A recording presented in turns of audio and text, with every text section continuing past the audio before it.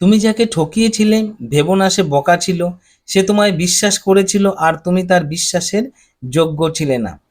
এই যে একটি মনোগ্রাহী অনুপ্রেরণামূলক বাক্য, মোটিভেশনাল একটা সেন্টেন্স, এই সেন্টেন্সটাকে আমরা কিভাবে ট্রান্সলেশন করতে পারি টেন্স আর ভার্বের সাহায্যে, সেটা তোমরা দেখে নাও। খুবই সহজ একটা বাক্য, এত বড় দেখে তোমরা ঘাবড়ে যেও না, এটিকে আমরা খুবই সহজে ইংলিশে ট্রান্সলেশন করতে পারবো। দেখো, তুমি যাকে ঠকিয়েছিলে, এই বাক্যটি দেখো পাস্ট ইনডিফিনাইট টেন্সের গঠনে আছে।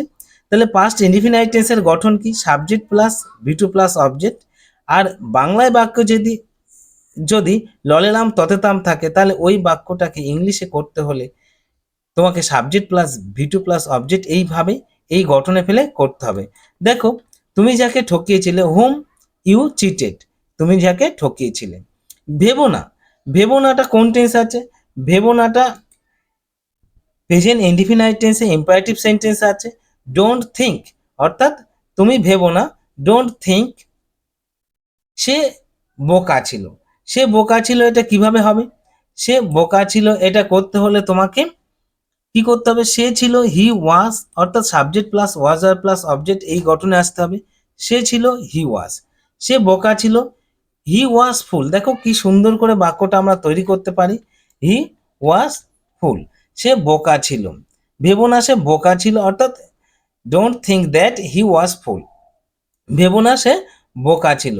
সে তোমায় বিশ্বাস করেছিল, সে তোমাকে বিশ্বাস করেছিল। এই যে বাক্যটা, এই বাক্যটা কোন টেন্সের গঠনে আছে?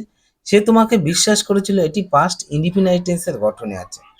তো এইটাকে ইংলিশে করতে হলে তোমাকে subject plus V two plus object এই গঠনে আসতে হবে। সে তোমাকে বিশ্বাস করেছিল, এটা ইংলিশে করলে কি হবে? হি বিলিভড ইউ, সে তোমায় বিশ্বাস করেছিল।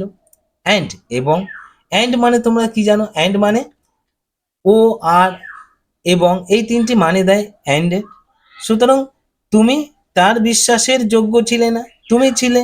ইউ ইউ ওয়ার, তুমি ছিলে, তুমি ছিলে না। ইউ ওয়ার নট বিলিভেবল, এখানে বিশ্বাসযোগ্য বলতে বিলিভেবল, অর্থাৎ you were not believable to her অথবা to him.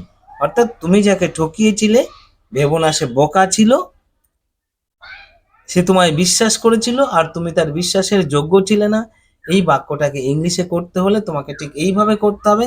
Home you cheated, don't think that he was fool, he believed you and you were not believable to her. এইভাবে তোমাকে ইংলিশে translation করতে হবে।